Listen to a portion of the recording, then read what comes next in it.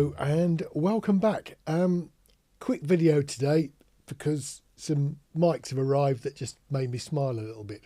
A while back, I reviewed a microphone from China that sounded really good and didn't pretend to be a Neumann. It was one of these. The first ones that I had said Kets, K-E-T-S on them. And since that's now changed to KTES. I've no idea why.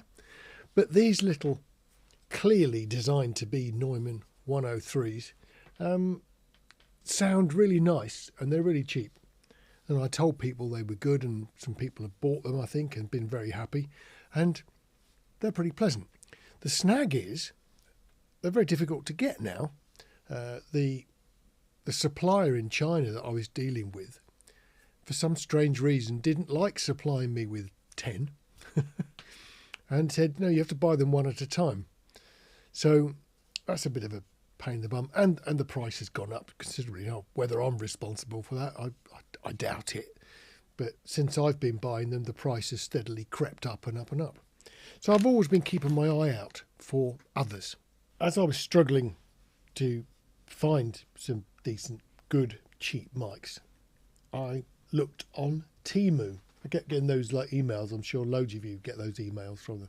Things that are just too good to be true. I mean, you know, something that's like £200 worth of product, but this particular version is only like $9.99 or something silly like that. I mean, probably what you get is a pile of poo. But I thought, oh look, they've got microphones. I couldn't find a 103 that was a sensible price. But I did find a 102. Now, the weird thing was, when it arrived, it's in a box that looks like a Neumann box. Doesn't say Neumann on it anywhere, so it's not a counterfeit. It's got a Neumann looking box. It's got some instructions that just say it's a broadcasting microphone. It's got a little mic clamp. And it's very clearly a TLM 102, which has always been a bit cheaper. I mean, if any Neumann product is cheaper. But it's got a little screw-in sort of stand mount. There's no branding on it at all. It's just got a little red label on the front, just this little red thing. It's just a red diamond. So it's not a fake. In actual fact, it's even got a CE sticker on the back. It always surprises me that you've got to have a CE sticker on a microphone, but there we go, it's got one. These are really cheap. I mean, very cheap on Temu. I don't know whether it's some sort of introductory offer, but I paid 15 quid for it. So 15 quid for a microphone. It's certainly not going to be a Neumann, but I wonder if it's usable. Plug it in and see. Well, here we go. I've fired it up. I'm hoping the audio is going to be okay. It certainly works fine when I've plugged it in and just on monitor it sounded okay. It sounds like a sort of condenser mic. Handling noise, well, it does make a bit of a noise. If I touch it,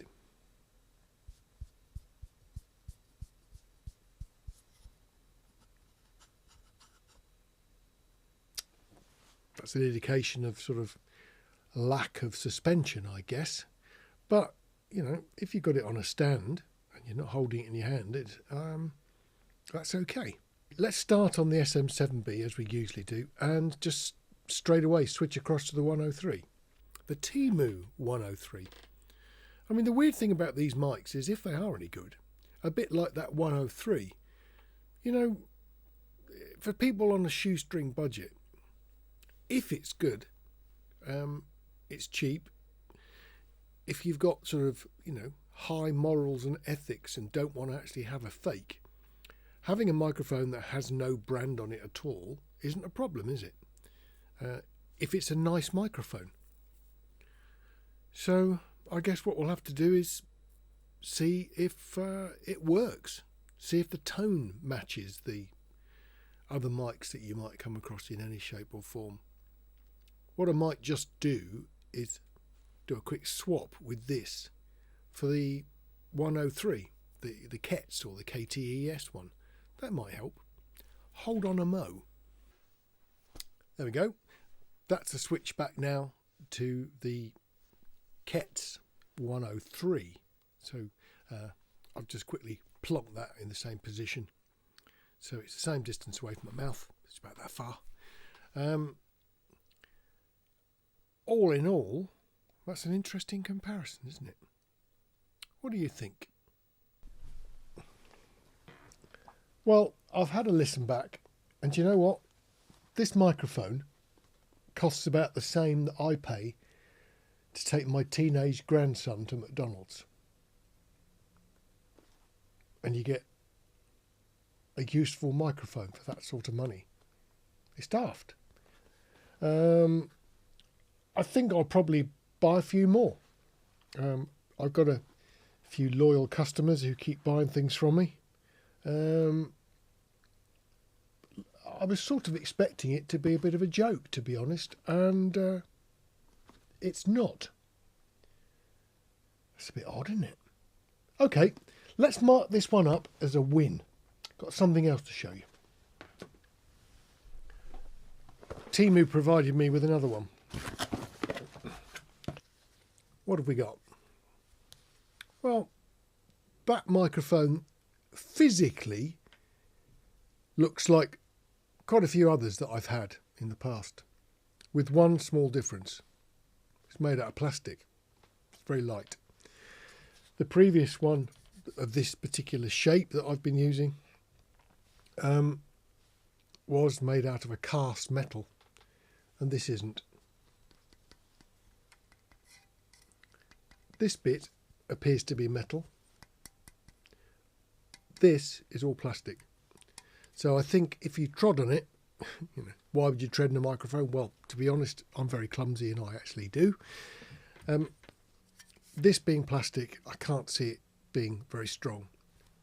You know, the little bit of lightweight casting at the bottom, maybe it's okay. It's also, you know, it says Orkney Huttekler. Yeah, I've had one of these before with that name on. Orkney Huttekler, an LCT 240. Well, it's also got a little sort of diagram on here that says 0 dB, minus 10, minus 20 dB, and then linear, and then a cut of 40 and a cut of 300 hertz. Well, it might well say that, but there is no switch. It is just what it is. Comes with a plastic stand mount. Now, to be honest, the stand mount's not that bad, really. I mean, it's plastic, but it does fit the mic properly. So I guess we need to test this one, don't we? Okay, let me fire it up. And sadly, that's where the review finishes, because it doesn't operate on 48 volt phantom power supply. It only operates on 1.5 to 5. And delving in the box, there is an XLR to 3.5mm. So it probably works plugged into a laptop or something like that. Shall I check? Is it worth it? I'll give it a go. No, it's failed. I've tried using the supplied lead. I've plugged it into my MacBook. That doesn't work. It doesn't appear to. Well, there's either no power that's going up the spout to power it, or there's no audio coming out of it. I don't know which. But my MacBook is unable to do it. And I don't have any other equipment here that this is likely to plug into. So this one's a bit of a sort of waste of money, really. It would have been nice to hear what it sounded like, but it's just not going to happen, I'm afraid. So, oh well. So we'll put thumbs up for the first microphone, the one from Temu, the 102. That was a goodie. And we'll put a definite thumbs down for this Orkney Huttekler. Who on earth thought that was a good brand name in English? See you on the next video. Look after yourselves. Take care.